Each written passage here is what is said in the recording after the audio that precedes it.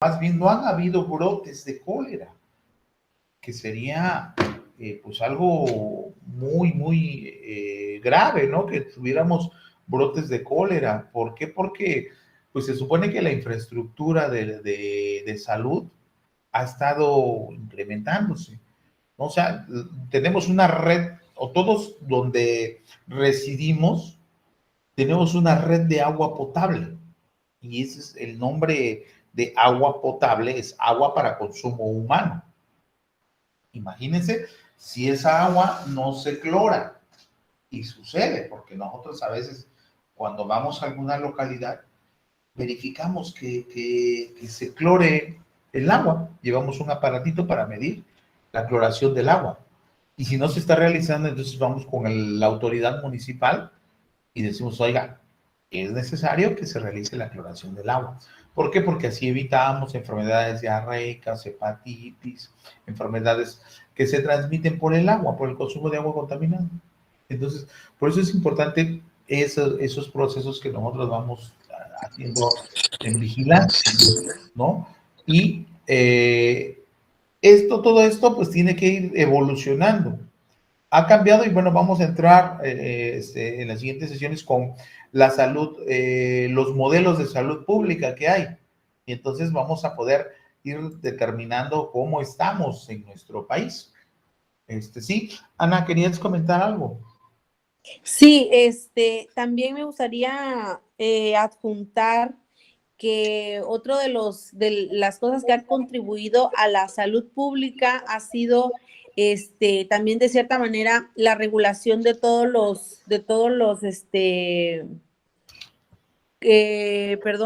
las normas, pues todo lo que se ha logrado con los reglamentos, con las normas, porque eso ha ayudado a que las fábricas y las industrias ya no tiren tanto contaminante y eso disminuye el riesgo en la población. Entonces, es un factor muy importante que a veces no le damos la importancia de vida, pero sí la tiene. No, pues de hecho, los organismos que están trabajando en conjunto con el sistema de salud, uno de ellos es la COFEPRIS. Y la COFEPRIS hace algunos 10 años tenía una injerencia solamente, pero el control de los productos, por ejemplo, si yo quiero traerme un producto de Estados Unidos, aunque sea para mi consumo, tiene que ser revisado. Y si está dentro de los productos que están prohibidos para el ingreso de nuestro país, pues no lo dejan entrar por algún motivo, ¿no? Es como cuando también queremos traer, por ejemplo, una planta de otro país. Decimos, está muy bonita, fui a China por ahí, me la traje, y de repente quiero subirla al avión, me dicen, no, no puede usted traer un ser, en este caso una planta, a nuestro país, porque pues ya te leen una lista de reglamentos en donde no puedes ingresar. Y decimos, ¿y por qué? Pues es una plantita, pero muchas de esas plantitas que nosotros pensamos que son inofensivas, pues pueden alterar el ecosistema.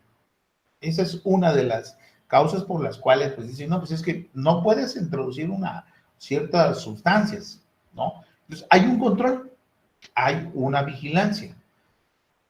Antes de que empezara la pandemia, uno de los puntos decían, cierren las fronteras, que no dejen entrar a nadie.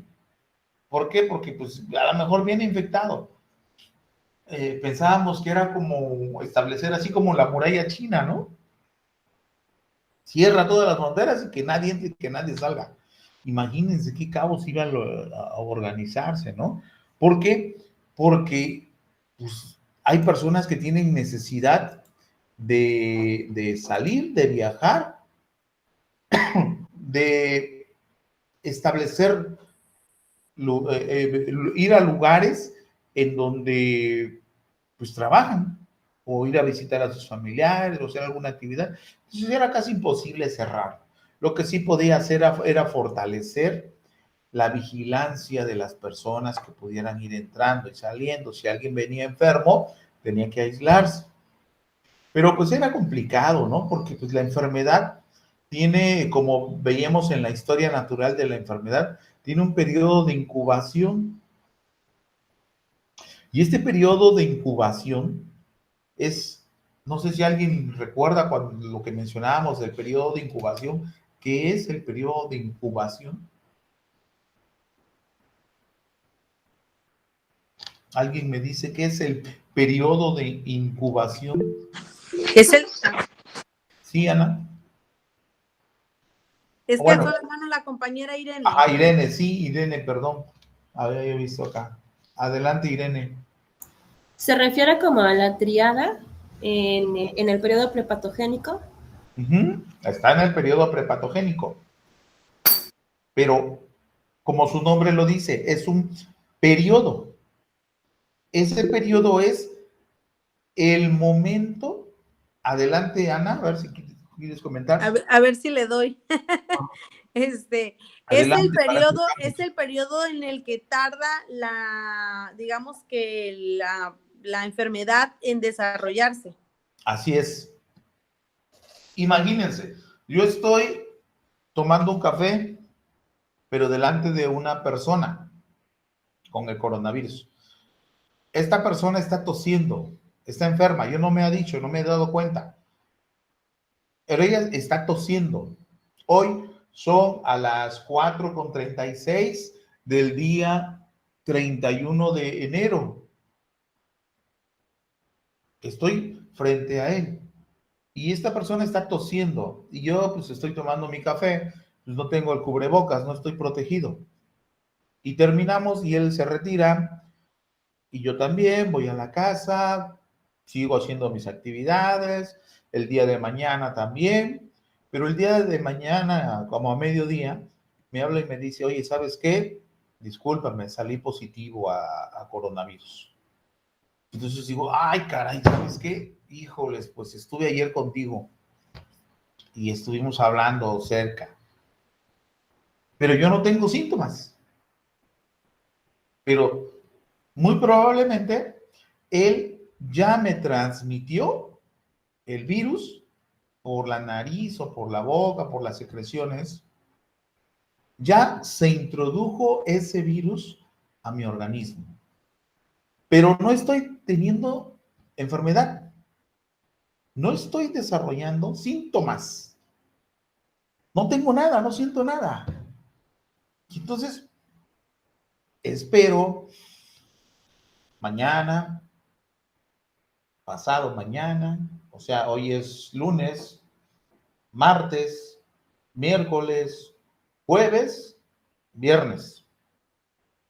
Si de aquí al viernes no tengo síntomas, a lo mejor no me contagié. Pero si de aquí al viernes, digamos el miércoles en la tarde, empiezo con dolor de garganta, fiebre, ese periodo desde el día de hoy hasta el miércoles, que ya empecé los síntomas, es el periodo de incubación.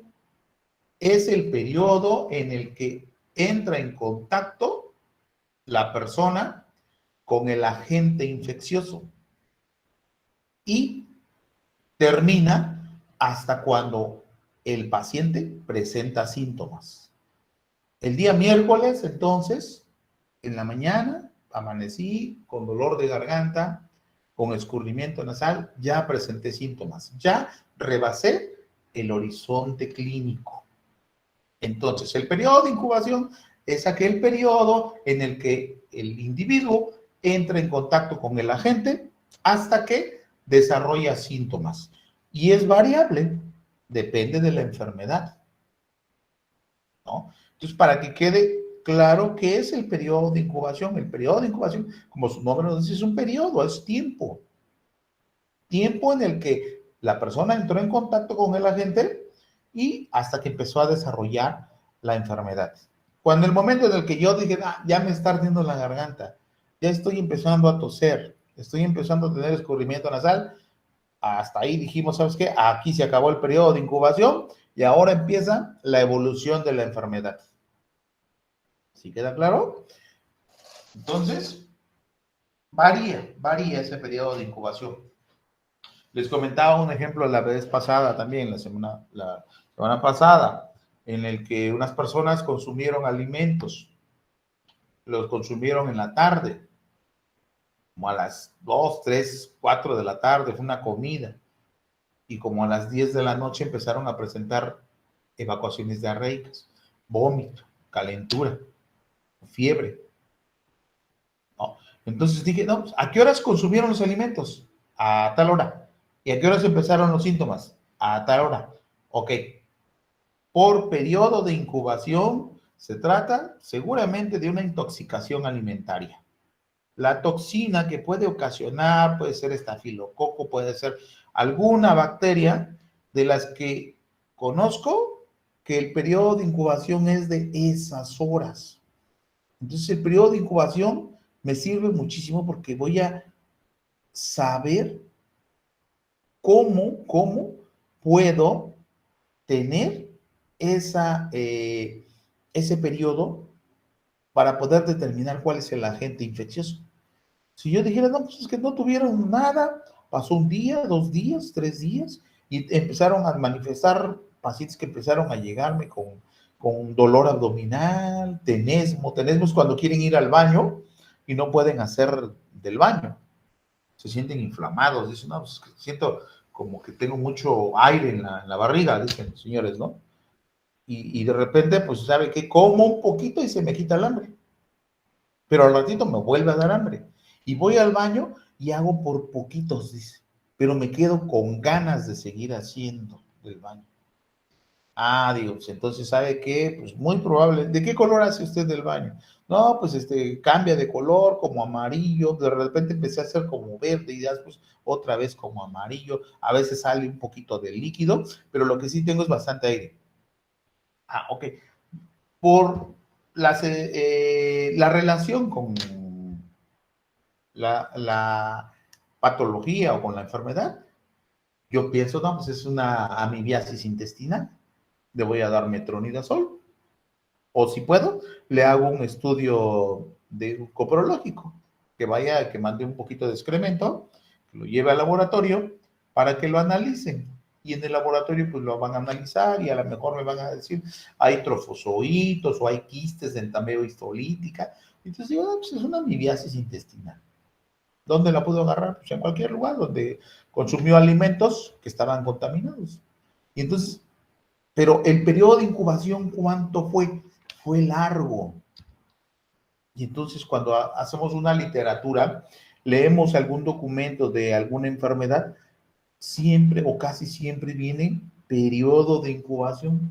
Y eso es lo que tenemos que tomar en cuenta para poder determinar cuánto tiempo pasa en el que la persona empieza a desarrollar la enfermedad. Por ejemplo, las mujeres embarazadas que fueron atendidas en algún momento, en algún lugar, y después de 10, 12 horas empiezan con fiebre, salida de líquido transvaginal. Entonces digo, ay, caray, ¿sabes qué? ¿En qué puedo pensar? Pues una infección, sí. Puedo pensar en restos placentarios que se hayan quedado, que no haya salido todo y que esto le empiece a ocasionar una enfermedad, una infección. Entonces, ¿por qué? Porque las bacterias se desarrollan en ese periodo, en horas se desarrollan.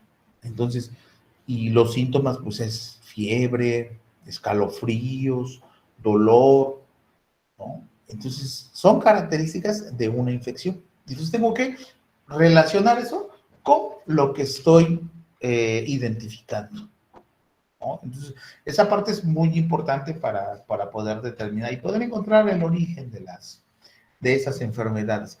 Otro punto importante que también veíamos en la historia natural de la enfermedad es la evolución. Dijimos que hay 2 caminos, o se salva o fallece. Y si se salva, a veces hay secuelas.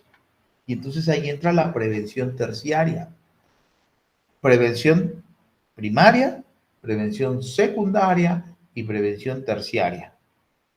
Prevención primaria es antes de que empiece la enfermedad. Y veíamos como, por ejemplo, ejemplos de prevención primaria: lavado de manos, desinfección del agua, ¿no? ¿Qué otra cosa podríamos poner como ejemplo en la prevención primaria? Desinfección de alimentos, Desinfección de alimentos. trato. Limpieza del hogar. ¿La cual, perdón? Limpieza del hogar. Limpieza del hogar, sí, la desinfección del hogar, el hacer el barrer, trapear, limpiar. Uso de Todo. cubreboca. El uso de cubrebocas también entra dentro de la prevención primaria. Cuando hablamos de medidas específicas, entonces ya hablamos de qué, de la vacunación. Dijimos, ese es el ejemplo más claro, ¿no? Cuando ya decimos, no, pues queremos una protección específica. Ah, ok, vacunación. Vacunación. Protección específica también es la administración, por ejemplo, de algunas sustancias protectoras como las vitaminas. Decimos, no, es que la vitamina C, el ácido ascórbico, pues hay que dárselos con dosis suficientes para que tengan una respuesta inmunológica mejor. Ok, ya estamos administrando un tratamiento, ¿no? Así ya es más específica. Pero las otras, pues son medidas generales, ¿no? Decíamos, hablábamos por ejemplo, de la hepatitis. Es una enfermedad de hepatitis A, ¿no? La hepatitis A que se transmite por agua y alimentos contaminados. Entonces, ¿qué hacemos? Cloración, desinfección del agua, lavado de manos, tomar el agua que esté hervida o clorada, ¿no? Entonces, así hacemos prevención preventiva. Pero si queremos ser más específicos, hay una vacuna contra la hepatitis A y se la pueden aplicar, sí, pero tiene un costo y no está disponible en las instituciones públicas. Bueno, no en todas, pero no estaba tan disponible. Entonces, pero si hubiera estado disponible, entonces sí tuviéramos protección más específica. Y después la prevención secundaria, que hablábamos de la prevención, la identificación de los casos de la enfermedad. O sea, identificarlos de manera temprana, ¿verdad? Si al paciente con hepatitis lo detectamos inmediatamente, pues le decimos, ¿sabes qué? Oye, estás teniendo una hepatitis, necesitas ir a tu casa a descansar, al reposo, a consumir alimentos que no sean tan procesados, porque tu hígado está lesionado, está fallando. Entonces, el alimento que tú debes de comer debe ser de fácil digestión. Tu hígado, que es el que procesa tus alimentos, no está bien. Entonces necesitas echarle la mano para que se recupere. Entonces, ¿cómo? Come bien, alimentos que no tengan muchas grasas, que no tengan grasas, que sean de fácil digestión, ¿no? Entonces, ese momento es una prevención secundaria porque yo ya le estoy dando indicaciones. Ya lo identifiqué, ya lo vi, ya lo mandé a su casa para que repose, para que se alimente adecuadamente y no tenga complicaciones. ¿Qué pasa si el señor, ya, yo me siento fuerte y todo, sigo trabajando, no me pasa nada, y al ratito, pum, se cae y tiene una hepatitis fulminante? Entonces, no hubo prevención secundaria, no hubo manejo inicial, no hubo detección temprana del caso. Y la prevención terciaria es cuando ya se está recuperando. Oiga, doctor, pero me siento un poco cansado, me siento como sin ganas. Bueno, pues ahora sabe que le voy a indicar una dieta que le va a ayudar a recuperarse, una dieta a lo mejor rica en carbohidratos, si no tiene diabetes mellitus, si no tiene alguna otra patología. Entonces vean cómo la evolución de las enfermedades se da bastante apreciada con la imagen que Lewis y Clark hicieron de ese cuadro de la historia natural de la enfermedad. Entonces, es como una novela lo que pasa con la enfermedad. Empieza con una transmisión, con una infección, y de ahí evoluciona y empieza a presentar síntomas, y luego el paciente se cura o desafortunadamente fallece. Entonces, es como un evento que está ocurriendo. Entonces, así debemos de tomarlo en cuenta. Después hablamos No sé si hasta aquí hay alguna pregunta con respecto a la historia natural de la enfermedad.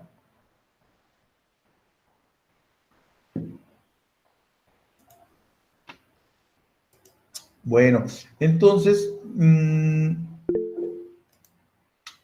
muy bien. Después empezamos a ver dos formas de medidas, la incidencia y la prevalencia, ¿no? Y dentro de la incidencia, dijimos que la incidencia son los casos nuevos que se están presentando, todos los casos nuevos que se están presentando en un periodo. El periodo que podemos evaluar nosotros en este momento, por ejemplo, si yo quiero medir la incidencia, yo mediría los casos nuevos de infecciones respiratorias agudas. Casos de enfermedades respiratorias agudas. ¿De cuándo? Pues a partir del 1 de enero hasta el 31 de enero. Esa sería mi incidencia. Oye, pero ¿y los casos de diciembre? Esos entran como casos anteriores.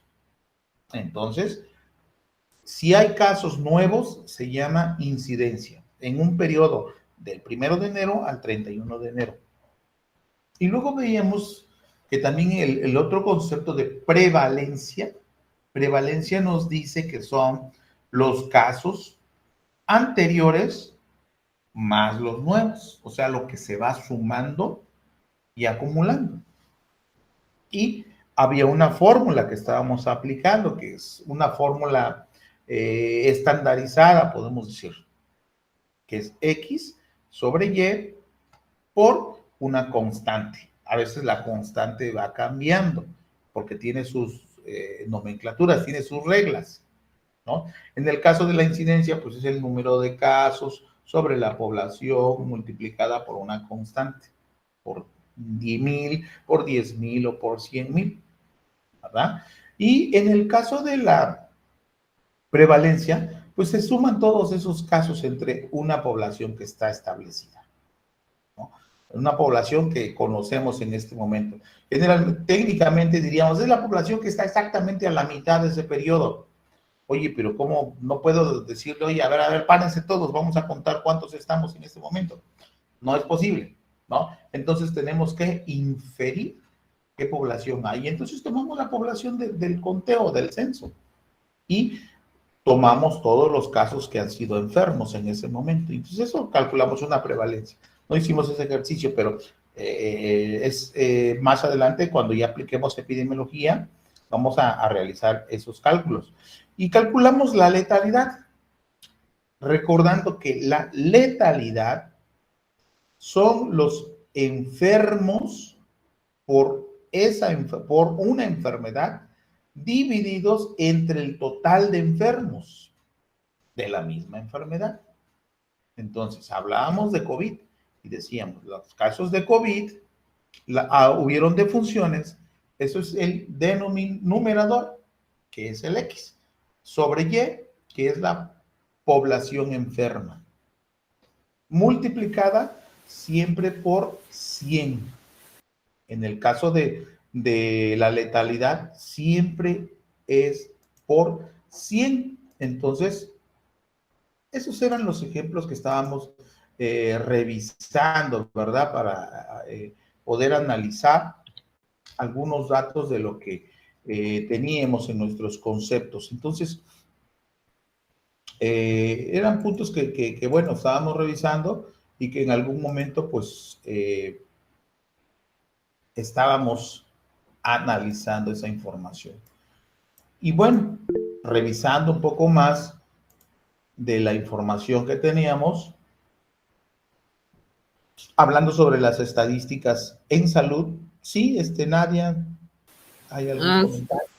Sí, una pregunta, no sé si se puede, sobre el cuestionario.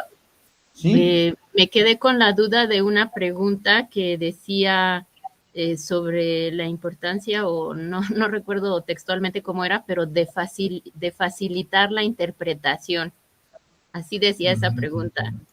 A ver, déjame ver si puedo abrir el cuestionario. Era la última pregunta, creo. Porque bueno, ahorita ya con el repaso que nos dio, pues casi Ajá. fue el repaso del cuestionario, ¿no? También. Ajá. Entonces sí me quedé con esa duda de qué pasó con esa pregunta. No sé si era La capción. última, ah, en la ciudad de Puebla se han presentado, menciona el No, concepto de salud pública. ¿Es una pregunta abierta? Creo que es este, la última pregunta. Define qué es la epidemiología, son las condiciones de salud y bienestar de los colectivos, disciplina, 5 funciones, qué es la epidemiología, es la tríada que se aplica, es la tríada que aparece, y una actividad de cálculo de incidencia y letalidad. A ver, voy a repetir nuevamente. ajá. Menciona. Según yo se refería a un concepto. Era como que nos Dice, daba el concepto y nosotros teníamos que decir a qué correspondía. Según dice, yo, Ajá. dice la pregunta, seleccione las casillas que correspondan a facilitar la interpretación. Ajá. Ok, sí, ya la encontré. Dice, seleccione las casillas que correspondan a facilitar la interpretación. Ajá. Y aquí, pues bueno, son todas las respuestas de que allí sí creo que nos faltó poner un término. Concepto de salud pública. Ajá. Seleccione las casillas que correspondan a facilitar la interpretación del concepto de salud. Así es. Ok. Sí, fue como Bien. algo lógico, pero Ajá. difícil de...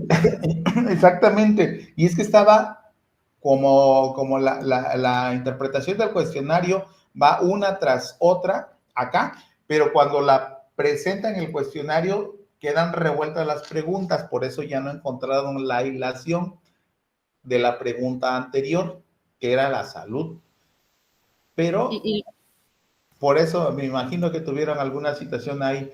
Bueno, de todos modos, yo voy a ir checando esta pregunta. La respuesta es que sí es una ciencia, contribuye a prevenir las enfermedades, ayuda a prolongar la vida de las personas, promueve la salud física y mental y aplica los determinantes de la salud. Pues son todas las casillas que se manejan en el concepto, ¿no? Entonces, y son todas. entonces yo de pronto pensé, interpretación de que de los datos estadísticos o a lo mejor nos está haciendo ahí una pregunta del módulo anterior que nos dio clase sobre la facilitación de la Ajá, información o algo ajá. así. Sí, me Pero bueno, imagino que se confundieron. Así es. Sí, me faltó ahí poner exactamente el concepto del concepto de salud pública. Entonces, sí eran todas esas respuestas, ¿no? Venían ahí avaladas. Sí, sí, es cierto, tienen razón, ahí hubo una confusión, pero pues bueno, vamos a tomarla válida como esa respuesta. Espero que nos hayan marcado todas, ¿no? Si marcaron algunas, 2 o 3 y hubo una confusión, pues ya la tomaremos en cuenta también. ¿Ok? Bien, sí, gracias. muy bien, muy bien. No sé si hayan tenido alguna otra duda, pues aprovechando porque están por aquí, estoy abriendo el cuestionario. Tengo 22 respuestas ya. Y pues bueno, una calificación primaria, pero a la cual tengo que agregarle las respuestas que contestaron de manera conceptual, ¿no? O sea, los conceptos que pusieron, ¿no? Y la mayoría pues tienen las respuestas correctas. Ok, bueno, de todos modos vamos a estar haciendo la revisión del cuestionario con calma, ¿no? Ajá, sí, Irene. Ok, mi duda es, por ejemplo, en el ejercicio nos pidió como sacar la incidencia, si no me recuerdo, Ajá, sí, y creo que la letalidad. la incidencia y la letalidad. Ajá. Eh, por el número de habitantes que eran más de 1 Un millón, millón. yo usé como por lógica la constante de 100,000. 100,000. Uh-huh. Cuando porque Delia hizo la misma pregunta, ¿cuándo se usa, qué constante se usa ¿Qué en base a qué constante? población? Ajá, por ejemplo, después de 1,000,000, ¿podría usarse la de 100,000 o se tendría que usar otro tipo de constante? No, yo les había comentado que si utilizan la de 100,000 habitantes para esa población, por ejemplo, de México, por lo general se utilizan la constante de 100,000 habitantes, porque es una población de 1,000,000. Cuando son poblaciones, por ejemplo, de municipios, se utilizan constantes por 10,000 habitantes. Cuando es una población, dijimos, por ejemplo, queremos calcular la enfermedad en el grupo, entonces voy a utilizar una constante de 100, ¿no? Depende de la cantidad de población que hacemos. Pero si en la respuesta tengo un resultado y si ustedes agregan, no, pues es que fue por 100,000 habitantes, ok, yo sé que por 100,000 habitantes es este valor. Ah, pero si ustedes dicen, no, pues es que yo lo hice por 1,000 habitantes, ok, es correcto también. Simplemente que va a cambiar un poquito el valor. Van a ir moviéndose los decimales y a lo mejor el número que ustedes plasmen ahí sea más grande o más pequeño, dependiendo de la constante que ustedes utilizaron. Pero sí, pueden utilizar la de la población del país por 100,000 habitantes. Casi siempre las incidencias que se calculan en el país las hacen por 100,000 habitantes. Por ahí, precisamente en el texto que estamos viendo ahorita, nos marca que, bueno, a veces no nos ponemos de acuerdo en qué números vamos a poner, pero sí, efectivamente, ¿no? Lo que nos da ese criterio es la cantidad de población que tenemos. Si decimos, por ejemplo, nosotros somos 20 y tantos alumnos y más los que estamos acá, ¿no? Entonces, ¿qué constante utilizo? Pues la de 100, ¿no? ¿Puedo utilizar la de 10? Pues sí, también podría utilizarse la de 10, pero yo creo que sería más válida la de 100, porque inclusive me estaría dando un porcentaje, ¿no? Entonces, esa es muy representativa. El resultado es muy representativo. Pero si ustedes lo hacen por 10, pues también está bien. Nada más que va a cambiar en la posición de los decimales, pero no hay ningún problema. Es el mismo valor. ¿Ok? Bien. Pues bueno, hablábamos entonces de algunos datos estadísticos. ¿Cuál es el objetivo? Pues apoyar para que esta herramienta la estemos utilizando en nuestro análisis estadístico y epidemiológico, ¿no? La atención de la salud de México se realiza a través de dos grandes sectores, el público y el privado. Aunque bueno, más adelante cuando veamos cómo está dividida la infraestructura de la salud de México, pues vemos de que también intervienen algunas otras instituciones. El sector público, Secretaría de Salud, Instituto Mexicano del Seguro Social, Secretaría de Marina, Petróleos Mexicanos, aunque Petróleos Mexicanos lo consideramos un poco más privado, ¿no? ¿Por qué? Porque es una institución, es una empresa, y entonces atiende a sus derechohabientes de manera particular, ¿no? Instituto Nacional Indigenista, Secretaría de la Defensa, todas las demás tienen más estructura de instituciones públicas. Y el sector privado, pues es cuando vamos a una clínica privada o con un médico privado, en el cual la atención de la población es más personalizada. Decimos, no, pues es que médico atiende a esta persona solamente y le pone un poquito de más atención porque, pues bueno, está atendiéndolo de manera privada y está generando un recurso, ¿no? Pero de manera pública, pues también se atiende cada una de estas personas de manera individual, pero ya de manera general también. Las mediciones en salud, ¿por qué son importantes? Porque sabemos cuántos casos hay, porque sabemos dónde están. Las variables que dijimos que podemos utilizar para describir la epidemiología descriptiva. ¿Cuáles son esas variables? Las variables epidemiológicas.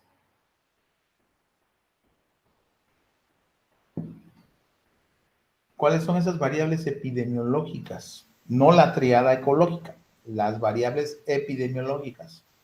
Tiempo, lugar y Persona. Persona, exactamente. Tiempo, lugar y persona. Así voy a describir yo mis casos. Así voy a describir mis casos. Y si yo les preguntara, a ver, díganme una variable de lugar de los enfermos. Ok, hagan de cuenta que tenemos ahí a 10 personas enfermas. Yo digo, ¿saben qué? Tenemos un brote. Jóvenes, tenemos un brote. Ahora, la variable de persona. Pues la variable de personas, ¿a qué se dedica usted? Pues yo soy campesino. No, pues yo soy herrero. Yo soy panadero. Yo soy tortillero. No, yo soy ama de casa. Ok. Ocupación. La variable ocupación está definida para persona. ¿Qué otra cosa le preguntaría a estos enfermos?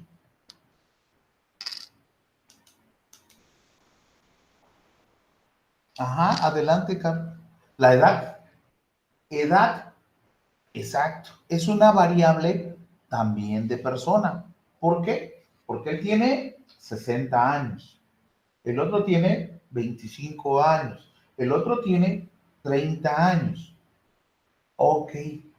¿Qué otra variable podemos manejar? Estamos encontrando variables para poder clasificarlos, para poder describirlos. ¿Qué otra variable? Las patologías. La patología. Bueno, ¿tiene usted patologías anteriores? O sea, ¿usted es diabético, hipertenso? ¿Usted tiene alguna otra enfermedad? Enfermedad adyacente, ¿no? O otra enfermedad, sí, entra como una variable que podemos analizar. Por aquí decían, ¿dónde vive? Exacto. Pero esa pregunta de dónde vive, ya no la voy a meter en persona. La voy a meter en lugar. Porque esta pregunta de ¿dónde vive usted? Pues mire, yo vivo en la cuadra que está a este lado. ¿Y usted? No, yo vivo a la otra cuadra. Ok, una está viviendo acá y la otra está viviendo por allá. Entonces, la variable que yo estoy tratando de identificar, ya la voy a clasificar como lugar. Fíjense, tiempo, lugar y persona. Persona, la edad, el sexo, las enfermedades, esas son variables de persona. ¿Dónde vive? Esa ya es del lugar. Esa ya es de lugar. Y la edad, bueno, dijimos ya, la edad entra dentro de persona. Viajes fuera del país en los últimos 6 meses, sí. Esa también entraría en lugar. ¿Ha viajado usted a dónde? No, pues ha viajado a Europa. No, fui a España. No, fui a Tamaulipas. No, fui a Quintana Roo.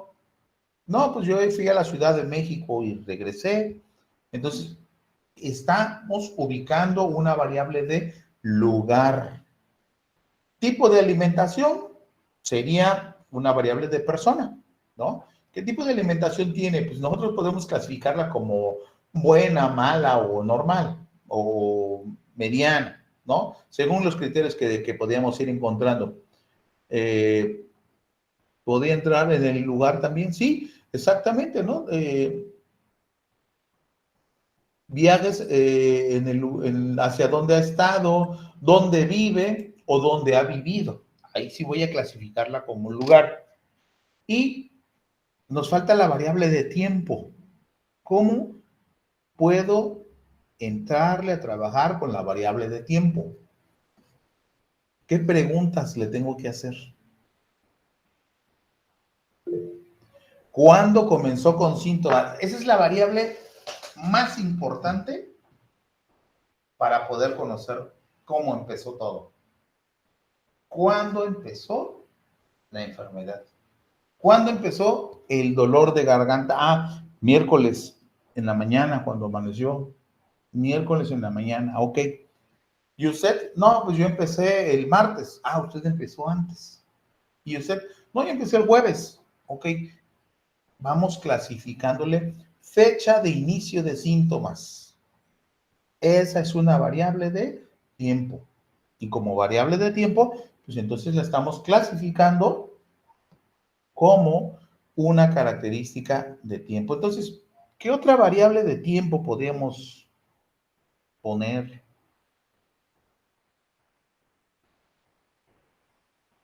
Ya pusimos fecha de inicio de síntomas.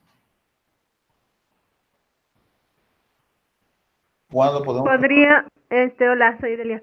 Podríamos preguntar en lo que mencionó, ¿no? Si estuvo en contacto, cuánto tiempo estuvo en contacto con una persona con Ajá, alguna enfermedad, por decir el COVID. exactamente. ¿Hace cuánto tiempo estuvo en contacto con alguien? Ah, pues es que yo tengo, hace 4 días. Ok, ¿cuál es tu periodo de incubación? Ah, 4 días, sale. ¿Cuánto tiempo estuviste tú? No, pues yo estuve en contacto con él hace 5 días. Oye, ya un periodo de incubación más largo, ¿no? ¿Y tú cuánto estuviste? No, pues yo hace 10 días estuve allá. Ah, ok, hace 10 días. ¿Y cuándo iniciaste síntomas? Después de 3, 4 días. ¿Y ahorita cómo estás? No, pues ya estoy mejor, ya no tengo ningún síntoma. Pero sí tuve la enfermedad. Ok, exacto. Esas preguntas van precisamente a catalogarlas en tiempo. También nos dice Irene, fecha en que acude con nosotros. Exacto. Fecha de atención del paciente.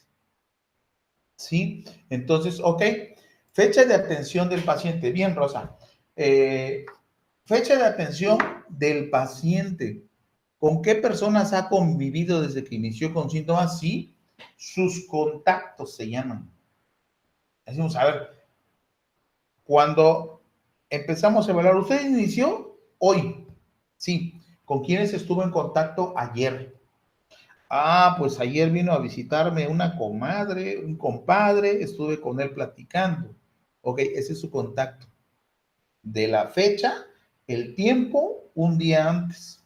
Y después, pues hoy he estado con mis hijos, he estado con mi esposa, he estado conviviendo, fui a trabajar en la mañana, encontré a 2 amigos, todos esos son sus contactos. ¿En qué tiempo de evolución están en contacto? Porque está transmitiendo la enfermedad. Son muy importantes. Perfecto, entonces, vean cómo en epidemiología esas 3 variables tan sencillas que nosotros decimos, pueden darnos muchísima información, mucha información que nos va a permitir a nosotros ir conociendo. Entonces todo lo vamos anotando, todo lo vamos agregando a un informe. Y ese informe nos va a permitir en un momento tener la certeza de lo que estamos encontrando. Ah, pues mira, se trata de casos de COVID. El primer caso fue esta persona viajó, estuvo en contacto con otros enfermos en otro lado y después regresó y empezó a infectar a más gente ahí. Cuando empezó el brote de influenza en el 2006, aquí en el Istmo de Tehuantepec, pues nos avisaron de que había una enfermedad nueva, de que estaba ocurriendo pues problemas con la enfermedad, que estaba en México, que habían identificado esa enfermedad, y pues llegó una notificación y nos dijeron, no, pues sabes que en tal hospital parece que hay un paciente que está enfermo. Ok, fuimos a verlo. Y pues aislado el paciente y nosotros con las protecciones y todo, pues llegamos y una de las preguntas fue, bueno, ¿cómo se llama? Pues es un paciente, estudiante, masculino, de 18 años de edad, residente de la Ciudad de México, pero que viajó porque era una temporada de vacaciones a su lugar de origen. Entonces ahí vemos 2 cosas, ¿no? Lugar de residencia y lugar de origen. Y le preguntamos, oye, ¿y cuándo empezaste con los síntomas? Pues yo empecé ayer que llegué. Ayer, ok, ¿y de dónde llegaste? De México.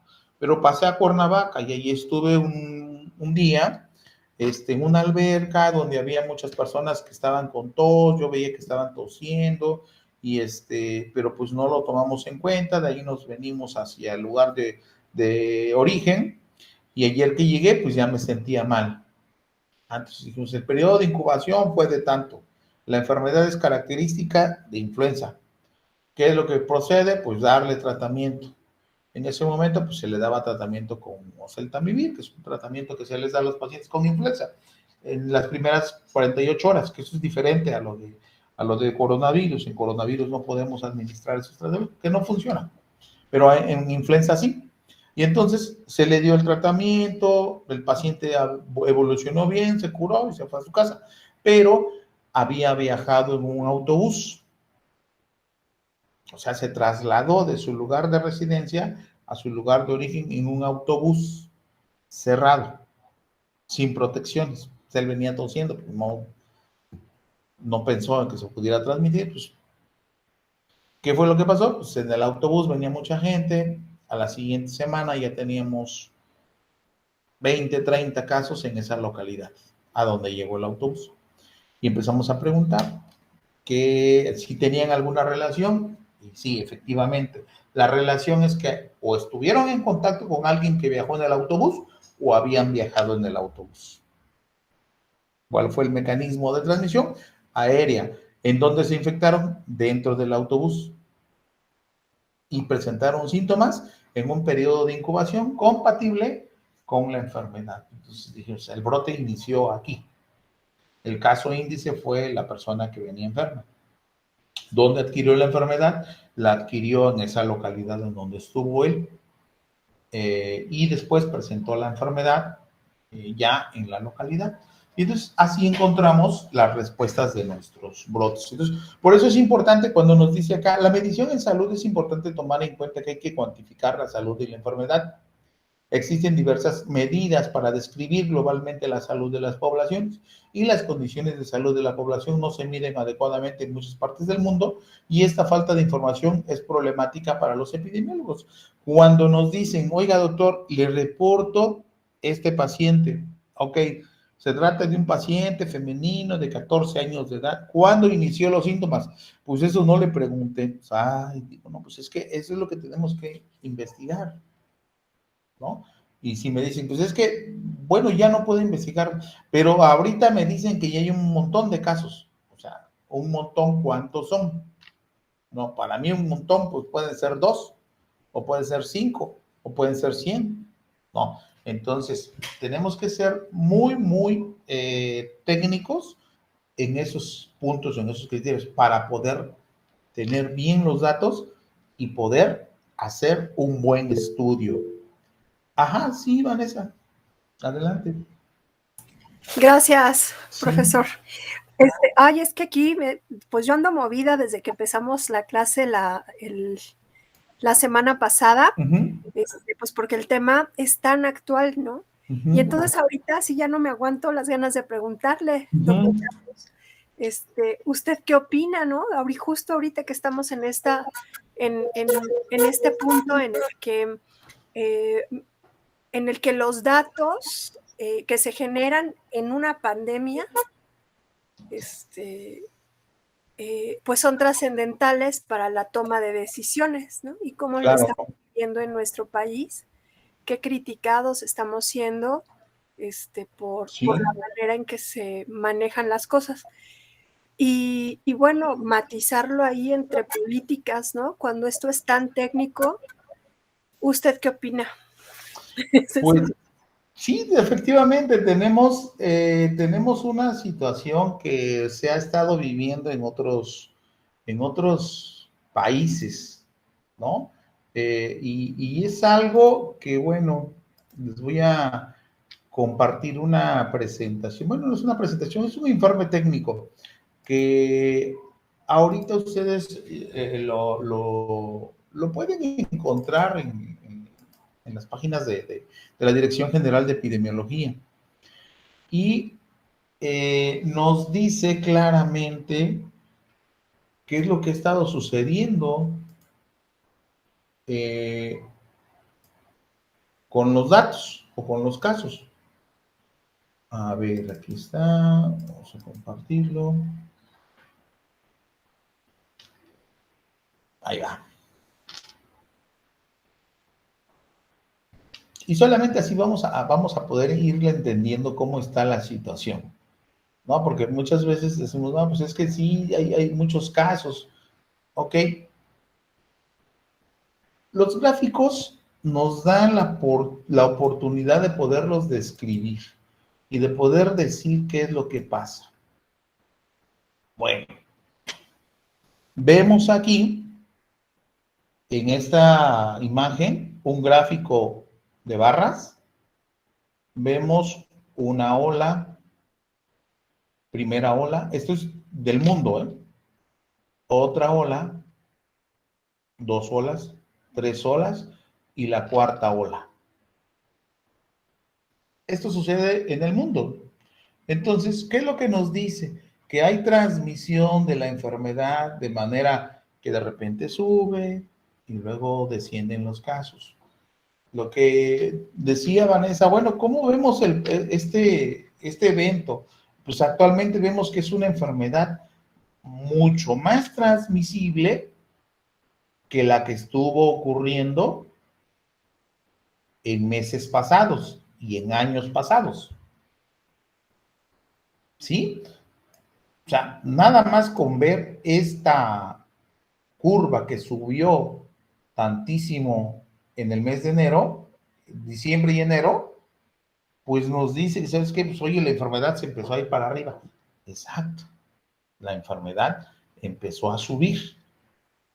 Pero algo ha sucedido. No sé si ustedes alcancen a leer que acá dice, la letalidad global es de 1.5%.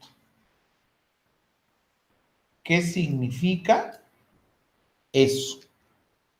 ¿Alguien me puede explicar qué significa que la letalidad global es de 1.5%? Adelante, Ana. Significa que la letalidad, o sea, las incidencias de muerte son menos que que en los casos anteriores. Sí. Aquí decimos que menos, pero comparado con quién. Porque. Bueno, pero. Ay, perdón. Ajá, sí, Tú dale. Continúa Ana. A ver, ¿querías seguir comentando, Ana? ¿O podemos darle la palabra a Nadia, que también quería hablar? Y Sí, después, está bien, que hable la compañera, gracias. Ok. A ver, Nadia. Perdón. Sí, adelante. Perdón, bueno, pero si estamos hablando de letalidad, también, o sea, tendríamos que decir que de cada 100 personas, 1.5 es los que están en riesgo de morir, ¿no?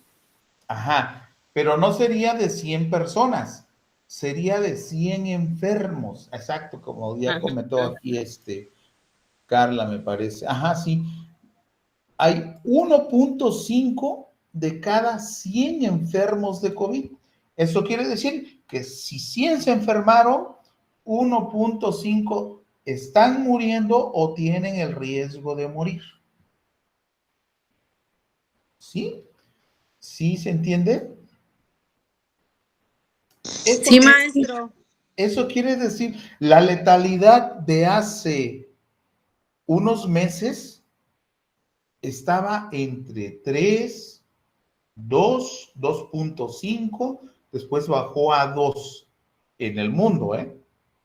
Esa era la letalidad en el mundo. Ahora está a 1.5. Eso quiere decir que sí se ha reducido la letalidad. ¿Por qué se va a reducir la letalidad? Porque siguen habiendo enfermos, pero no siguen habiendo defunciones, afortunadamente. Entonces, la curva me dice, hay muchos casos, pero no hay tantas defunciones. Eso es lo que se puede explicar que está sucediendo con la nueva variante. Pero la letalidad en años anteriores, en el 2020, en el 2021, fue diferente. Fue más alta la letalidad en años anteriores. Ahora, que no se les olvide cuál es la letalidad global, 1.5, ¿ok?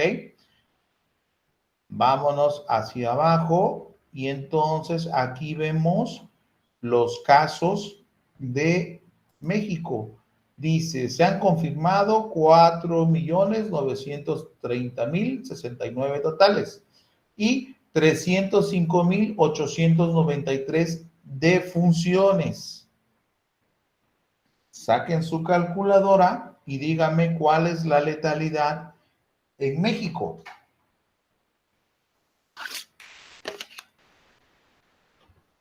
Dice que hay 305.893 defunciones. Esto lo voy a dividir entre 4.930.069 casos. Y me da un resultado de 0.06. Esto lo voy a multiplicar por una constante. Dijimos que las letalidades siempre van a ser por 100. Por 100, el resultado es 6.20. 6.20 es el resultado de lo que tengo asignado como letalidad.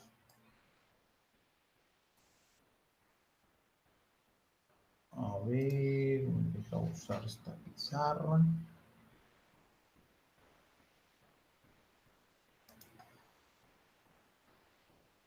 No sé si quedó claro. Teníamos Sí. 305.893 defunciones y 4.930.069 casos. Entonces, ¿cuál es la letalidad en México? ¿Quién me lo explica? De 6.20. Ajá, 6.20 es el resultado. Pero para describirlo, tenemos que decir de 100 enfermos de COVID en México, 6.20 están en riesgo de morir o están muriendo. Así es. ¿No? Exacto. Así es, muy bien. Así es. Exacto, muy bien. 6.2 personas mueren de cada 100 enfermos. Así es, ese es el riesgo que está existiendo en México, ¿no? Y entonces, estos son los datos que nos arroja la información actual de casos de COVID en México. Ok. Sí, Nadia, adelante. Pero, y por ejemplo, las personas que están presentando signos, pero no van al hospital y no se mueren, ¿eso es un margen que puede provocar un error o un resultado no tan correcto, no? Sí, se llama subregistro. Es un subregistro. ¿Por qué? Porque muchos no acuden a la institución, entonces no son registrados, pero fallecen, y entonces si el médico no le pone que falleció por COVID, no va a entrar al registro. Pero si no fallece, son personas que sí estuvieron expuestas, o sea, lo digo por el resultado de letalidad, ¿no? O sea, Ajá. es muy alto, ¿no? 6.2 o no sé qué, es muy alto. De hecho, México tenía una letalidad de 10 punto y tantos. Sí, en las olas anteriores. Así es. En las olas anteriores se manejaba una letalidad de 10 punto y tantos. ahorita la letalidad bajó a 6.2. ¿Qué quiere decir? Entonces, que se siguen presentando casos, pero aquí lo vemos, muchos casos y afortunadamente pocas defunciones. Ese es el comportamiento que actualmente tiene la pandemia en esta enfermedad. Y aquí nos maneja, mira, al corte de la información del día de hoy se tienen registrados 252.245 casos, una tasa de incidencia de 193.9 por 100,000 habitantes. ¿Ya vieron? Esa es la aplicación de los datos que nosotros también estuvimos calculando y aquí ya la ponen, ¿no? Entonces, esa es la importancia de la aplicación de lo que nosotros estamos aprendiendo a evaluar. Hay otros indicadores también, por supuesto, ¿no? Voy a detener esta presentación y vamos a ver la que veníamos compartiendo. Ok. Esas son entonces son estadísticas descriptivas. Son estadísticas en las cuales nosotros podemos ir identificando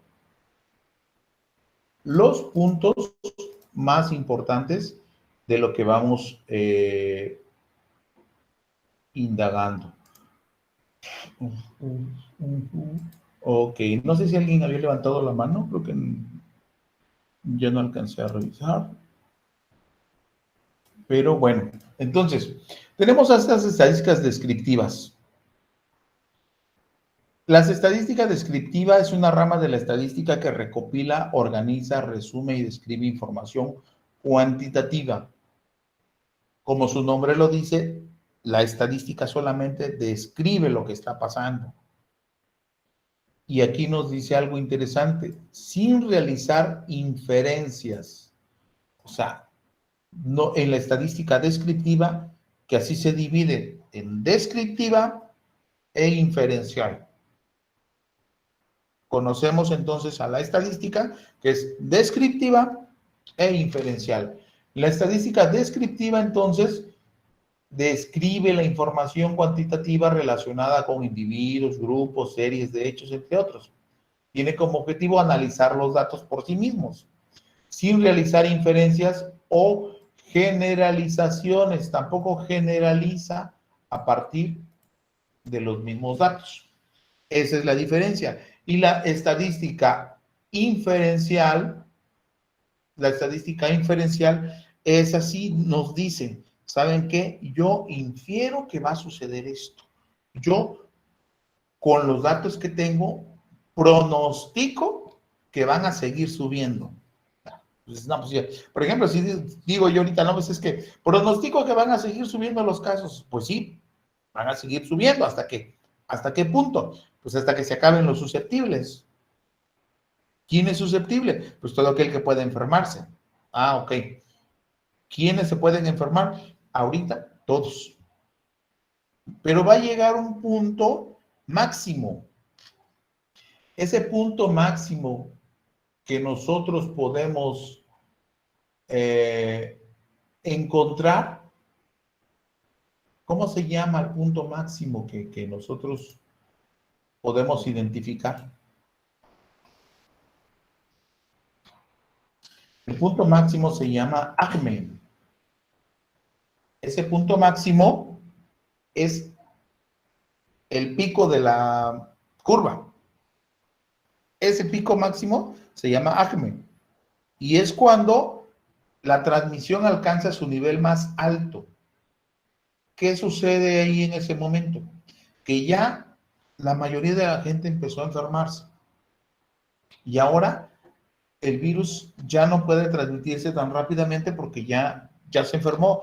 O sea, como que anda buscando, ¿no? ¿Quién no se ha enfermado? ¿Quién no se ha enfermado? Y dice, este no se ha enfermado, sale. Pero ya no empieza a encontrar más. Y entonces empieza el descenso. Así es, ACME. Y entonces empieza ese descenso. Ese descenso ocurre porque ya no hay susceptibles y empieza la disminución. Y entonces dicen, pues es que ya, muchos van a empezar a decir, es que ya controlamos. No, no controlamos. Ya no hay susceptibles. Y por eso empieza a descender, ¿no? Los brotes. Perdón, Sí. Eso es lo que se pretendía un poco hacer cuando decían que querían hacer inmunidad de borrego o algo así, como en Inglaterra. Inmunidad. De rebaño. Sí, y hubo por ahí algunos países que dijeron, ¿sabe qué? Enférmense todos. Total, se enferman y después el virus dice, pues ya enfermé a todos y ya no voy a poder transmitir. Eso era la teoría. Pero ¿qué pasa?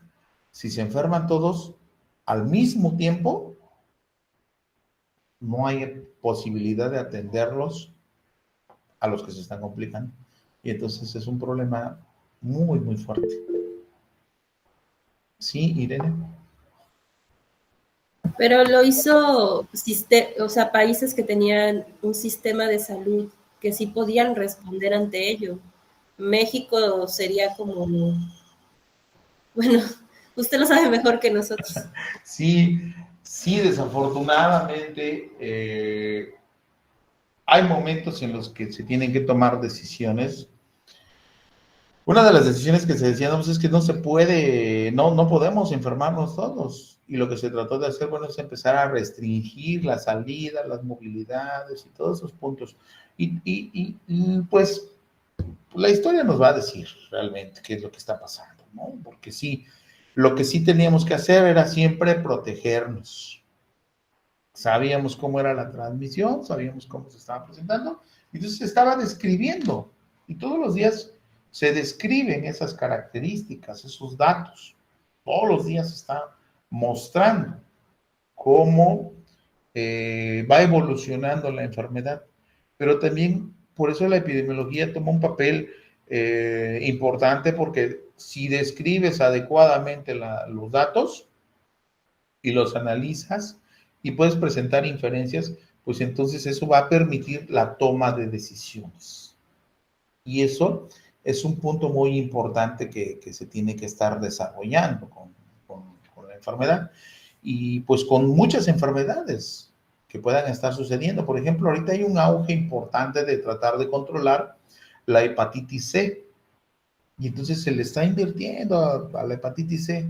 Pero pues también hay otras enfermedades como la diabetes, la hipertensión, que requieren de manejos muy, muy puntuales y adecuados, medicamentos, aparte el manejo de las enfermedades crónicas, que es un manejo integral, le llamamos. Entonces, cada una de las enfermedades hay que agarrarla, desmenuzarla, ver qué está pasando, y entonces ya poco a poco empiezas a ordenar los datos, entonces ya empiezas a tomar decisiones. Claro, para eso necesitas tener una plataforma, una estructura, para ir contando exactamente cuántos están enfermando. Así es, ver, pues, el libro completo, no nada más la novela, sino el libro completo de lo que está sucediendo, ¿no? Y cada uno de los estados tiene diferente forma de cómo se está transmitiendo la enfermedad. Cada uno de los países también tuvo una forma de cómo actuó. Y entonces, a nivel global, a nivel mundial, la letalidad que vemos, pues es 1.2, es poca. Sí, pero varía la letalidad en diferentes países. Cuando ustedes analicen un informe, vean los datos que contiene. Y entonces se van a dar cuenta de cómo realmente está una enfermedad. Y comparen siempre. Una de las características que se aprende en salud pública y en epidemiología es a comparar. Oye, ¿cómo está Estados Unidos? ¿Cómo estamos nosotros? ¿Pero cuántos casos han tenido? ¿Y cuántos casos tenemos nosotros? ¿Pero cuántas pruebas han aplicado? ¿Y cuántas hemos aplicado nosotros? Esa es la forma de comparar. porque muchas veces tomamos solamente el dato bruto, se le llama el dato bruto, pero no es porque sea bruto, sino es porque es un dato seco, es un dato puro, ¿no? Dicen, es que la letalidad es de tanto, sí, pero ¿cuánto has descubierto? ¿Cuánto has investigado? Y, la letalidad del otro país es mayor, sí, pero ¿cuánto han detectado ellos? ¿No? Entonces, no es nada más decir, pues es que la letalidad, y se llama, el ejercicio estadístico se llama tasas ajustadas, pero es un ejercicio en el cual hay que describir bastantes números, nosotros le decimos arrastrar el lápiz bastante para poder ir encontrando la información y los datos. Pues, por eso es importante ir conociendo poco a poco estos datos para poderlos irlos aplicando. Aquí nos hablan de la frecuencia de la enfermedad, que es uno de los puntos importantes de la epidemiología. La epidemiología estudia la frecuencia, o sea, ¿cuántos hay? Lo ideal es que en este número incluya solo a las personas potencialmente susceptibles de padecer la enfermedad, para poder clasificarlas. Porque decimos, por ejemplo, quiero calcular la tasa de incidencia de cáncer cervicuterino de la población en México. La población de México es de 1 millón y tantos habitantes, 100 millones de tantos habitantes. ¿Es válido calcular la incidencia del cáncer cervicuterino en la población total?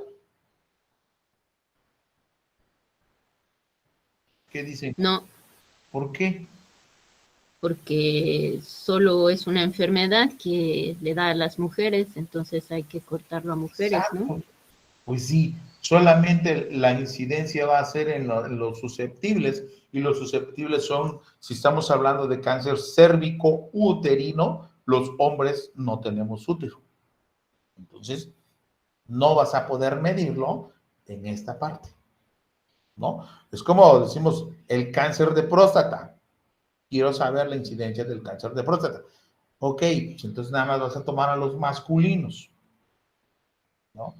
Y hasta eso, de cierta edad, igual el cáncer cervicuterino, de cierta edad o de ciertas características, ¿no? Para que tu tasa sea realmente una tasa real de lo que estamos buscando, ¿no?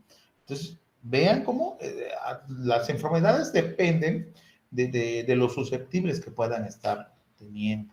Por ejemplo, aquí se denomina población expuesta al riesgo y puede definirse según factores demográficos, geográficos o ambientales. También esto es muy, muy importante porque pues los datos geográficos, en dónde están viviendo, ¿no? Por ejemplo, pacientes que estuvieron expuestos a la explosión de Chernobyl, pues ¿quiénes? Pues los que vivían allá, ¿no? Pacientes expuestos al consumo de agua contaminada del río tal, pues los que viven allá, ¿no? O sea, esos son los datos geográficos. Datos demográficos, la población. ¿Qué población es la que pueda estar afectada de cierto tipo de enfermedad? Pues la población infantil, ¿no? La población joven, ¿no? La población adulta. Entonces, son características de estos factores, ¿no? Demográficos, geográficos o ambientales también, ¿no? La incidencia y la prevalencia, pues bueno, ya dijimos que la incidencia son los casos nuevos y la prevalencia son los casos que se están agregando más los nuevos, ¿no? Ponemos un ejemplo siempre cuando medimos la enfermedad como si fuera una jarra de agua, ¿no? O un bote. A este bote le empiezo yo a agregar agua. ¿Qué es lo que le estoy agregando? Casos nuevos. ¿Sí? Lo que le estoy agregando a este bote son casos nuevos.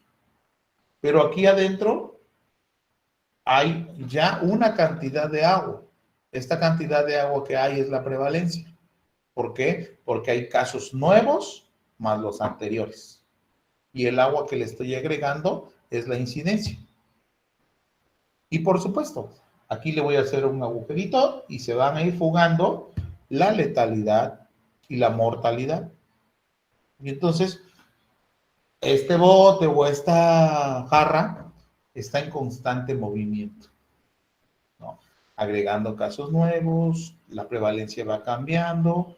Si hay mucha fuga, es porque hay muchas defunciones, entonces la población se va haciendo más pequeña, la población de la prevalencia se va haciendo más pequeña, pero no porque estén agregando pocos casos, sino porque se están muriendo muchos.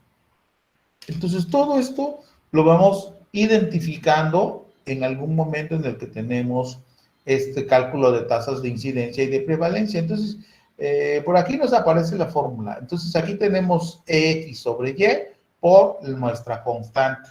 Entonces, ya dijimos, esta fórmula la vamos a seguir aplicando.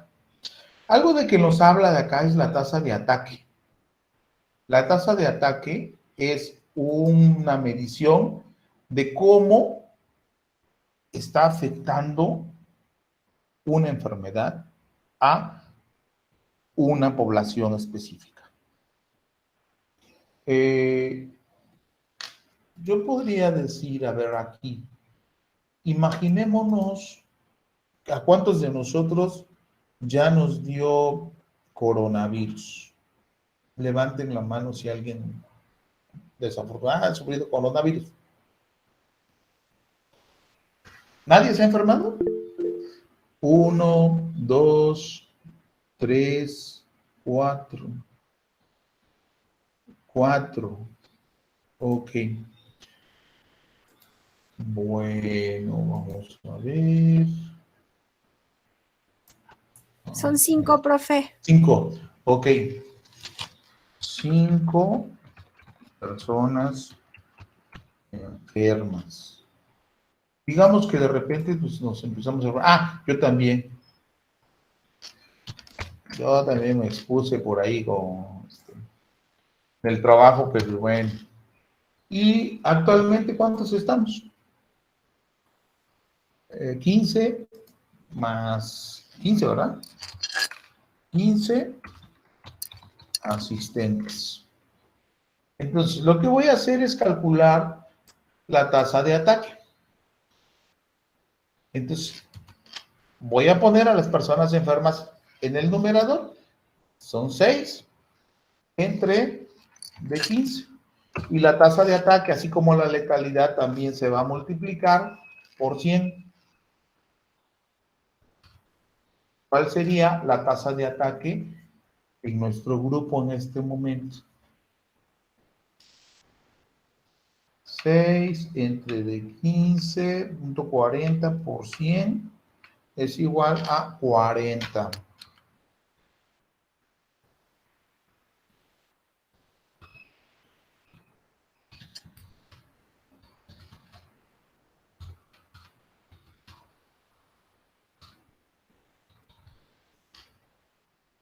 La tasa de ataque que tenemos en el caso de nosotros es de 40 por 100 alumnos. El 40% de nosotros ha sufrido la enfermedad. ¡Qué alto! Es alto, sí es cierto. Pero es la enfermedad, ¿no? La enfermedad es la que nos está ocasionando estos trastornos, ¿no? Claro, y afortunadamente, pues no leemos bajas, ¿verdad? Afortunadamente, eso es lo mejor. No, eso es lo mejor. Sí, definitivo. Somos 13, dice, ¿no? ¿Se lee por porcentaje? Sí, se puede leer en porcentaje, ¿no? El 40% o 40 por 100 alumnos. Así es. Somos 13, bueno, dice mostrar a todos. Inclusive tenemos 16 asistentes ahorita. Ahorita ya entró otro, pero tenemos, lo tomamos con 15, ¿no? Entonces, esta es la tasa de ataque por 100 habitantes, por 100 personas. Ahora, algo interesante también que podríamos estar, lo voy a poner por acá arriba. Y vamos a poner letra más chiquita. Ahí está. Algo interesante que podríamos estar haciendo. A ver. Tenemos personas de 10, no, vamos a irnos más alto, de 15 a 19 años, de 20 a 24 años, de 25 a 44 años, de 45 a 64 años, de 65 y más. Y tenemos acá a masculinos y femeninos. Entonces, si ustedes se fijan, aquí ya estoy haciendo yo una tablita. Primero voy a poner aquí a la población expuesta. O sea, tendríamos que irnos colocando nosotros acá, de 15 a 19 años. Supongamos que había uno de nosotros con de 15 a 19 años. Y después, de 20 a 24 años, que había uno acá y otro acá. Y luego de 25 a 44 años, que son la mayoría, pues bueno, habría otro. Y de acá habría 9. Esto es una suposición solamente. Entonces, tenemos 9, 10, 11, 12, 13. Y de 45, aquí ya no hay 0. 9, 10, 11, 12, 13. 2. Para que formáramos el total aquí de 65 años y más, ponemos de que no había nadie. Y aquí tampoco no había nadie. Entonces, el total, aquí son 2. Y aquí son 9, 10, 11, 12, 13.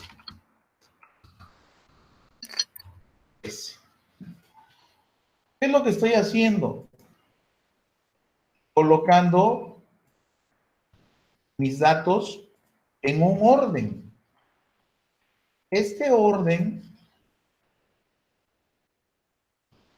voy a ponerlo.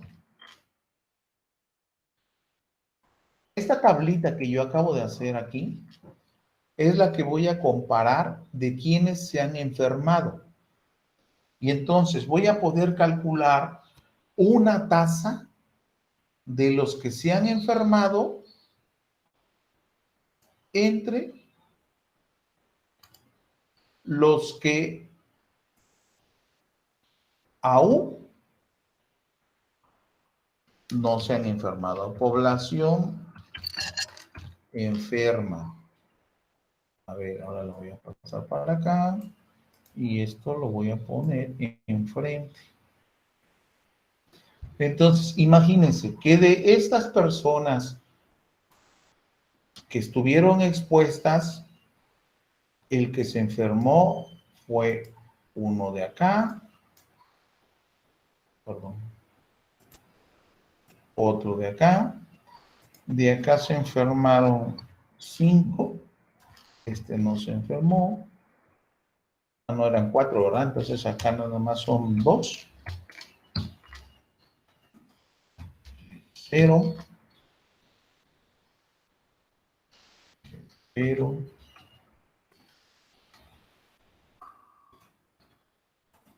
ahí está.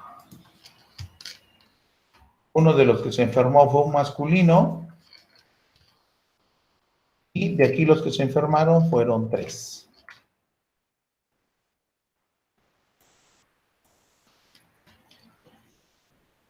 ¿Sí se entiende? Esta es la población expuesta. Y esta es la población de enfermos. Este femenino se enfermó. Este masculino se enfermó. Y de los de 25 a 44, de estos 9, 2 se enfermaron. En total, de los masculinos, 1 se enfermó. Y de los femeninos, 3 se enfermaron. Hasta aquí podemos ir entendiendo lo que estamos tratando de especificar. ¿O alguna pregunta? Para mí va claro, profesor. Muchas gracias. Bien. Todo claro, gracias. Muy bien. Vean entonces, a ver, vamos a quitar un ratito al doctor. Por ahí una compañera preguntaba que si se está grabando la clase. Le habíamos comentado al apoyo docente, pero no sé si teníamos esa posibilidad.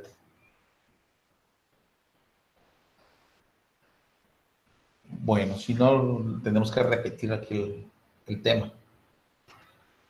Pero bueno, lo que estamos identificando aquí es que tenemos población expuesta y población enferma. Y entonces aquí vamos a calcular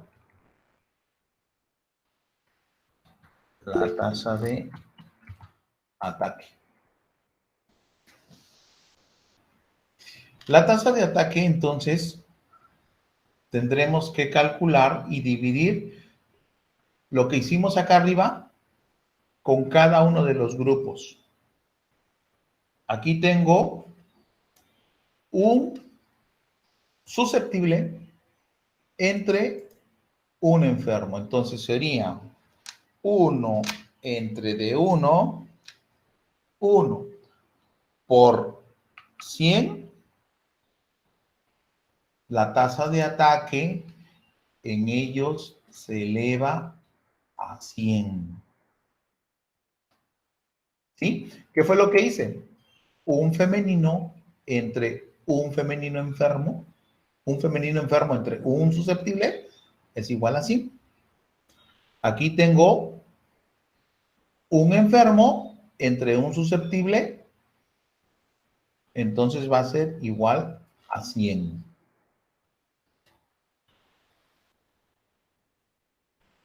Finalmente, 2 femeninos de 25 a 44 entre 9. 2 entre 9.22 por 100 es 22.22.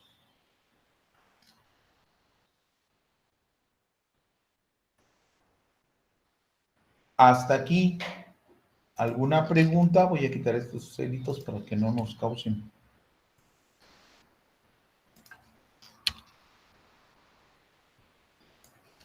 A ver, ahí está.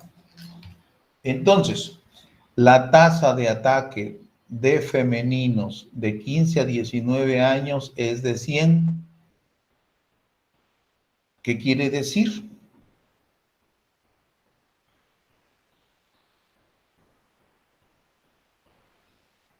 Los femeninos de 15 a 19 años tienen un 100% de afectación. ¿Por qué? Porque nada más era uno y se enfermó. La tasa de ataque de 20 a 24 años en los masculinos fue de 100. ¿Qué quiere decir? Pues que todos se enfermaron. ¿Pero cuántos eran? Pues uno. La tasa de ataque de los femeninos de 25 a 44 años es de 22.22. ¿Por qué? Porque de 9 expuestos, 2 se enfermaron. Entonces la tasa de ataque es de 22.2.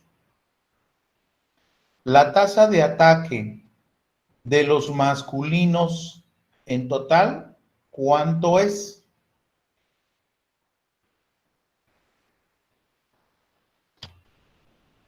La tasa de ataque de los masculinos, ¿a cuánto corresponde?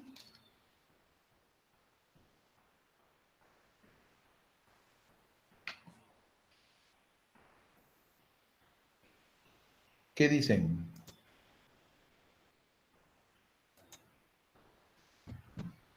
Tengo un masculino enfermo y en total son 2 expuestos.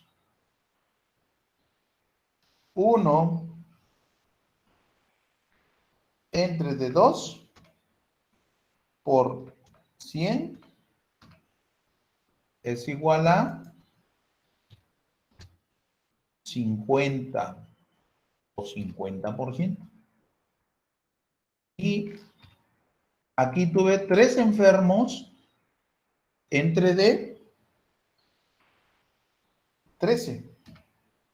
Es igual a 0.23 por 100, 23.08%.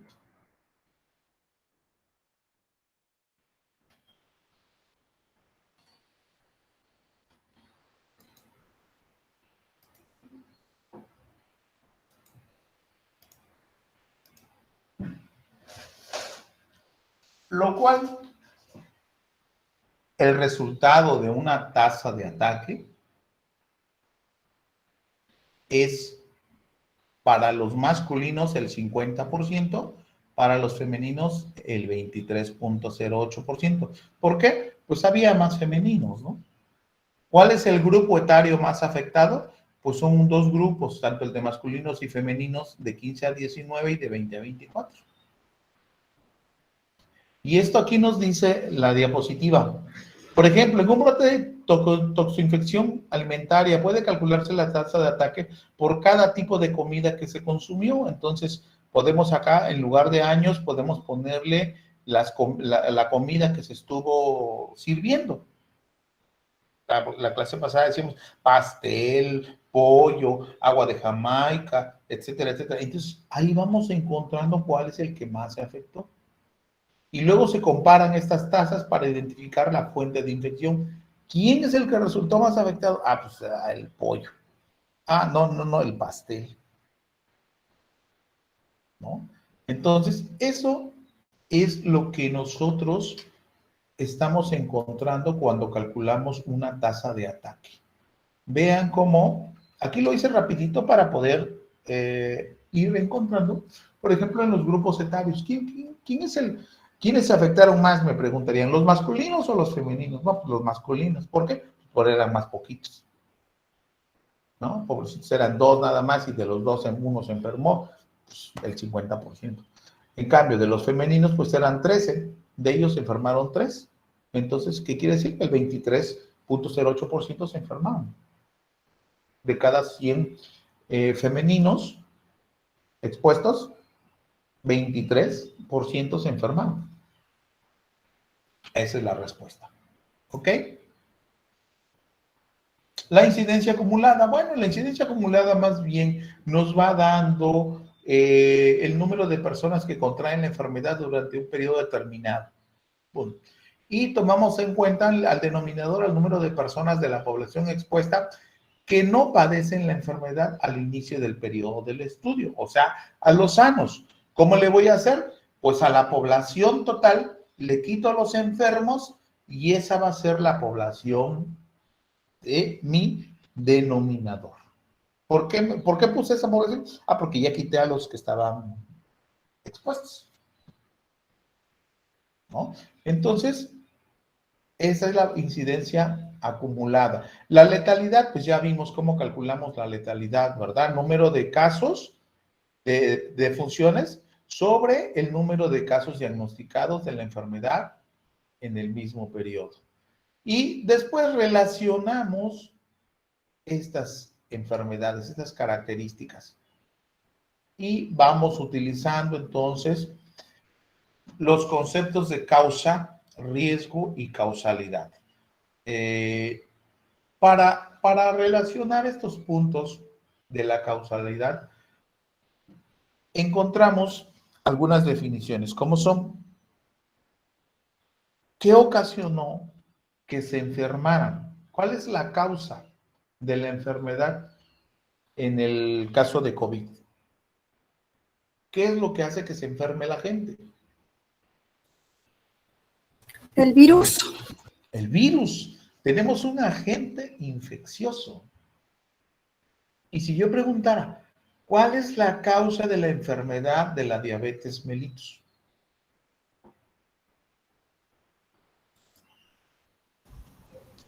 Es la deficiencia de insulina, de la producción de insulina.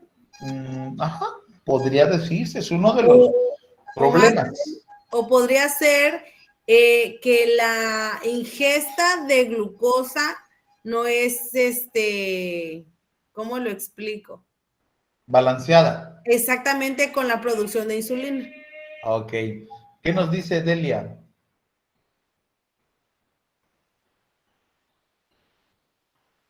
Ya. ¿Cuál es el factor que desencadena La diabetes mellitus. Yo preguntando el factor, si no dije la causa, pero tú puedes decir, el factor es este. Ujú.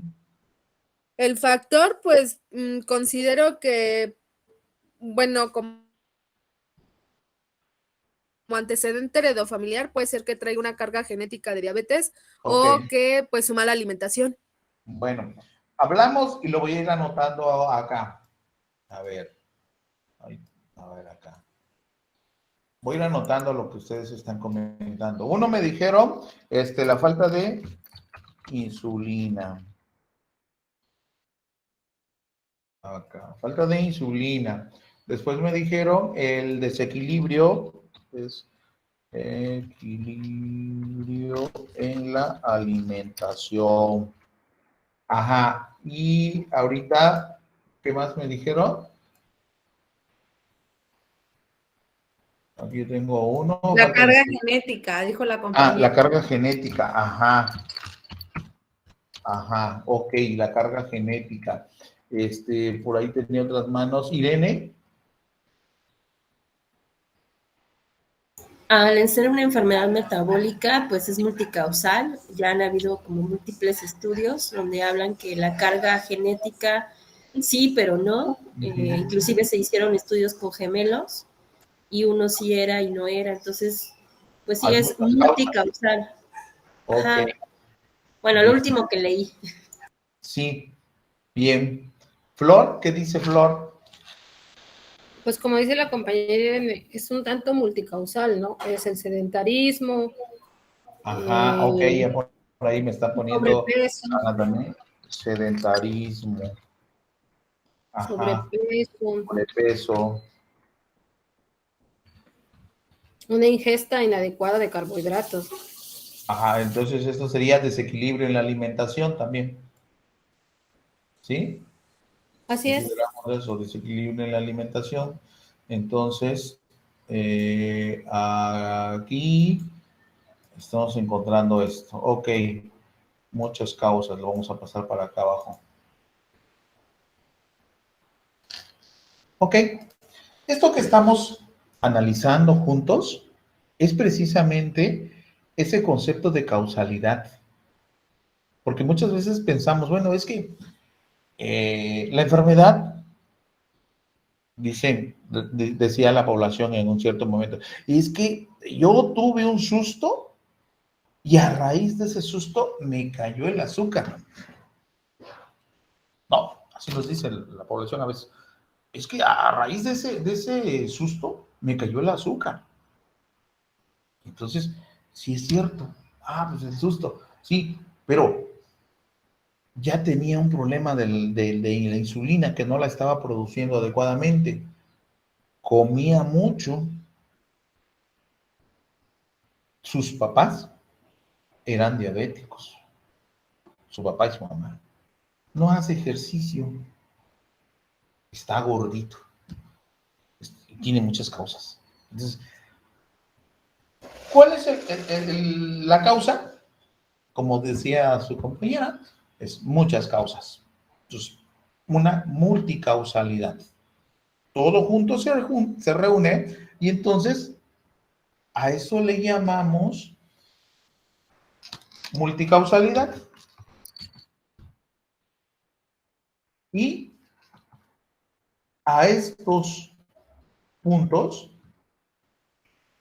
que tenemos acá identificados, les vamos a llamar factores de riesgo.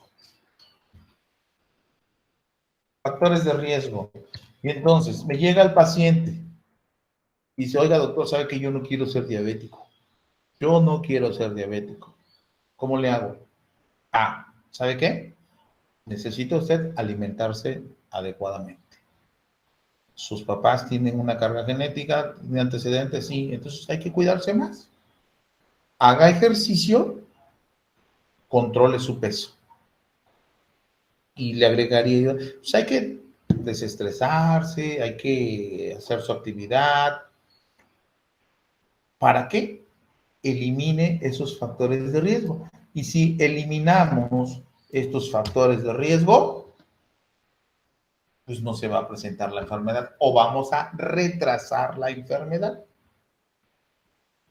¿Sí se entiende? Entonces, vamos a ir analizando poco a poco más adelante cómo le podemos hacer para ir definiendo esa multicausalidad, cuál es el riesgo y cuáles son los factores de riesgo que nosotros podemos ir determinando. Esto lo hacemos en epidemiología.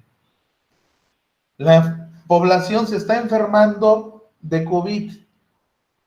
¿Qué factores de riesgo hay? Pues no entienden, no usan cubrebocas, no manejan la sana distancia, ¿no? No se lavan las manos, ¿no? Entonces, ¿hay factores de riesgo? Sí. Las causas, pues la falta de acciones preventivas. Listo, eso es todo. ¿La gente se está enfermando de hepatitis? Sí, se enferman de hepatitis. ¿Por qué? No hay cloración del agua, no hay medidas higiénicas, no hay jabón en los baños. ¿Se van a seguir enfermando? Si tenemos esas causas, se van a seguir enfermando. Si los vamos eliminando, ya no hay factores de riesgo y controlamos la enfermedad. Entonces, todo esto se va presentando. Si una embarazadita están llegando, oye, con hipertensión, con problemas, oye, ¿tienen sobrepeso? Sí, pues hay que controlarlas. Cuando están embarazadas, no, desde antes. ¿Quién lo dice? Pues porque si eliminamos este factor de riesgo, ya no van a presentarse esas enfermedades, ¿no? Entonces, analizamos de cada una de las enfermedades los factores de riesgo. Entonces, lo vamos a seguir viendo en nuestra siguiente sesión, algunos ejemplos de cómo intervenimos en la causalidad, el riesgo y la multicausalidad para poderla ir aplicando y entonces definir y que finalmente lo que hacemos aquí nos dice. ¿Qué podemos modificar? Porque esa es una de las partes importantes también que nosotros tenemos que ir atendiendo en salud pública. En salud pública tenemos que aprender a tomar decisiones para que no tengamos o vayamos eliminando esos factores de riesgo que tenemos. ¿Ok? Muy bien, ¿alguna pregunta o algún comentario?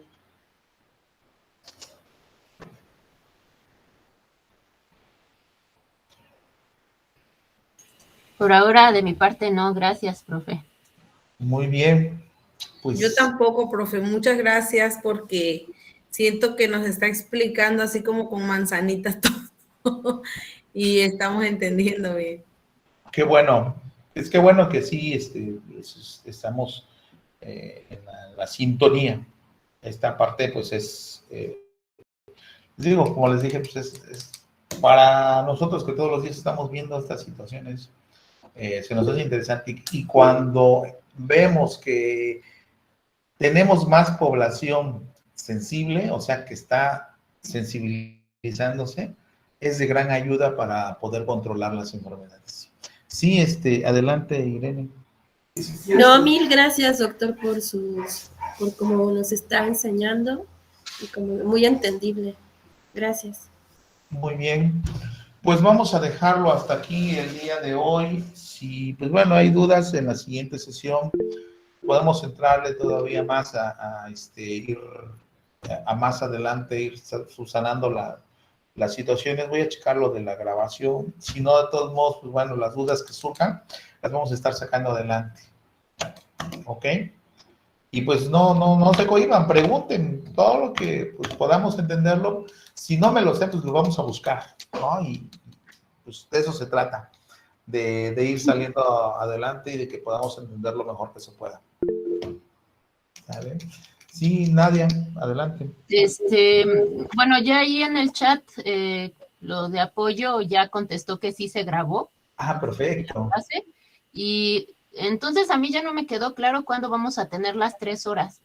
Ajá. Ah, pues de hecho, es lo que les iba a comentar. Hoy teníamos 2 horas y en las siguientes, miércoles y jueves, teníamos 3 horas. Entonces así queda. Ajá. Así lo habíamos ajustado. Lo que pasa es que sí me equivoqué. Creo que cuando mandé el horario, lo habíamos mandado de 3 horas en cada una. De Pero, 2. pues, Teníamos de 4 a 6 el horario, los 3 días. Ajá, ¿en serio? Eran 2, 4, 6, pero son 8 horas. Uh-huh. Entonces, por eso lo había considerado así. De hecho, sí tuve un error cuando mandé la programación. Pero, pues bueno, si quieren nos quedamos hasta las 10 de la noche, ¿no? Sí, nada más vamos por una tlayuda o por algo. Pero el miércoles sí está marcado de 4 a 7. Ajá, miércoles y jueves. Ah, ok. Ok, gracias. Sí. No, pues, de todos modos, les digo, ahorita estamos tranquilos todavía con este módulo y pues nosotros estamos todavía con sesiones virtuales aquí en Oaxaca, pero pues en las siguientes sesiones pues ya me limitan un poquito más el tiempo y luego pues ando de aquí para allá. Pero pues para mí es un gusto estar platicando de estas situaciones, comentándolo y pues trabajando con ustedes. Adelante, Delia. Profesor, yo aquí tengo no un problema, un inconveniente o una situación. Los miércoles, como estoy en mi trabajo, de repente, pues me cuesta un poco de trabajo como interactuar con ustedes por la cuestión de, como trabajo en un hospital, me estoy desplazando así, entonces, nada más comentar eso. Ok, pues bueno, pues ya checaríamos las grabaciones, ¿no? Y pues para eso están. Sí. Y de Sí, todos muchas modos, les gracias. digo, si hay dudas, pues el tiempo que necesitemos, pues lo aprovechamos con eso, ¿no? Lo que interesa es que, bueno, lo que vayamos aprendiendo, pues lo vayamos poniendo en práctica en algún momento. ¿Sale? Bueno, pues... Muchas gracias, buenas tardes. Ninguna pregunta más, pues yo las dejo para que vayan a descansar un rato también y nos vemos el próximo miércoles. ¿Okay? Gracias. Cuídense mucho.